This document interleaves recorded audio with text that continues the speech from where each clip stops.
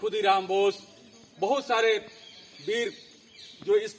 देश की आजादी के लिए अपनी प्राणों की आहुति दी, क्योंकि उन्हें गुलामी की जो जंजीरें थी वो पसंद नहीं थी और उनकी चिंता थी हमारी कि हमारी आने वाली पीढ़ी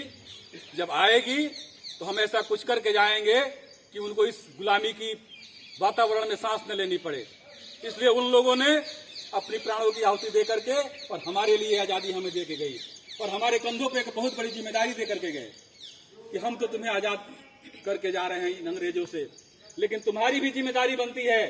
कि आने वाले हर समय समय पर तुम्हारी परीक्षा ली जाएगी और फिर अंग्रेज आते रहेंगे। कुछ अंग्रेज आएंगे, कुछ काले अंग्रेज आएंगे और अपनी गुलामी की जो जंजीरें हैं तुम्हारी बेड़ियों तुम्हारे पैरों में फिर से उस बेड़िया को डालने की कोशिश करेंगे। लेकिन तुम हमें याद करना,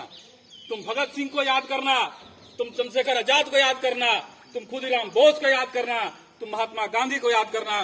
तुम बाबा साहब अम्बेडकर के बनाए हुए संविधान को याद करना और कभी झुकना मत अपने हक और अधिकार के लिए और इस देश की कभी भी न तुम गुलाम बनना न इस देश को गुलाम बनने देना। तो साथियों, पहले जब भी 15 अगस्त या 26 जनवरी के उपलक्ष्य में हम इस त्योहार को मनाते थे तो हम महात्मा गांधी, बाबा साहब अम्बेडकर, चंद्रशेखर आजाद, भगत सिंह को याद करते थे, केवल वहीं तक सीमित था। लेकिन आज देश में अभी जैसे कुछ दिन पहले जस्टिस सुप्रीम कोर्ट के जस्टिस रमना जी ने जो बोला है, उनके बातों का हमें ध्यान रखना चाहिए कि आज न्याय मिलना बहुत मुश्किल हो गया है। सुप्रीम कोर्ट के जस्टिस को ऐसी बातें बोलना मतलब कहीं न कहीं आज भी इस देश में जो अंग्रेजी हुकूमत कर रही थी वो यहाँ की कुछ लोग मिलकर के कर रहे हैं। तो आज भी एक महात्मा गांधी की जरूरत है इस देश में, भगत सिंह की भी जरूरत है इस देश में, सरदार वल्लभ भाई पटेल की भी जरूरत है इस देश में, जिन्होंने टुकड़े टुकड़े जितने इस देश में राज था उस सबको एकत्रित करने का काम किया था और किसानों के लिए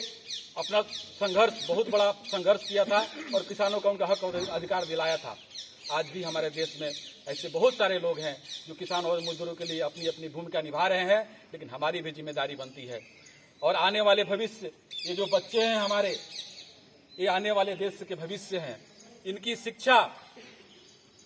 पेरेंट्स की जिम्मेदारी बनती है, लेकिन सरकार की भी जिम्मेदारी बनती है,